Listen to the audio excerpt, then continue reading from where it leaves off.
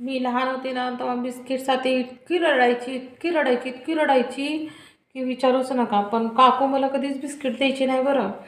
मग मी काय करायचं की काकू कोणत्या तरी डब्यामध्ये या कशामध्ये घालून लपवून जायची की मी गपचूप जायचे मागं मागं मागं बघायचं काकू कुठं लपवते कुठं नाही लपवते. मग ते ती काय करायची एका डब्यामध्ये घालायची आणि वरी बघा आपल्या इकडे शिकं राहते तर शिक्यावर अशी लटकावून ठेवायची.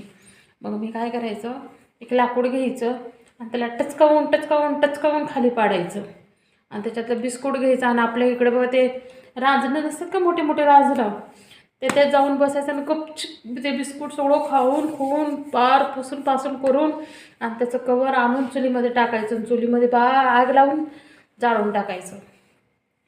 मी ते खाल्लेलं बिस्किट माझ्या काकूला आत्तापर्यंत माहीत नाही पडलं की ते बिस्कुट कोण खात होतं कोण खात होतं कोण खात होतं म्हणून.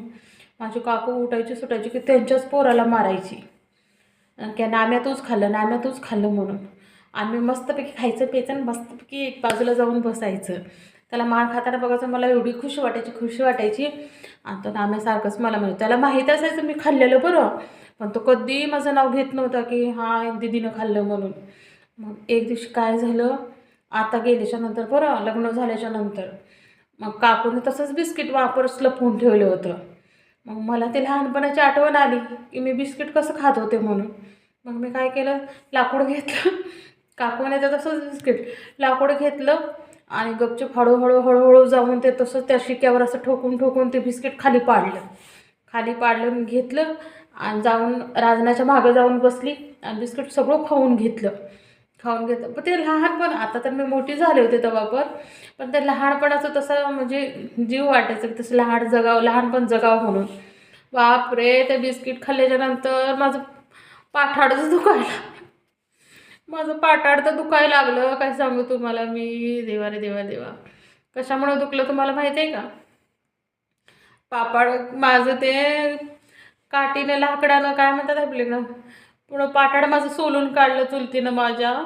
म्हणे अगं ग ग तू लहानपणापासून तू खात होती आणि माझ्या पोराला नाम्याला मार चारत होती वय ग म्हणून दे सपासप. खरंच तुम्ही अशी गलती करत जाऊ नका. बापरे मी लहानपणीचा मार आता मोठ्यापणी खाल्ला बरं. कुणी कोणी असं केलं मला कमेंट करून सांगा बरं आहे की नाही. म्हणजे तर लहानपण खूप चांगलं असतं बरं का. लहानपणाच्या गोष्टीच वेगवेगळ्या असतात.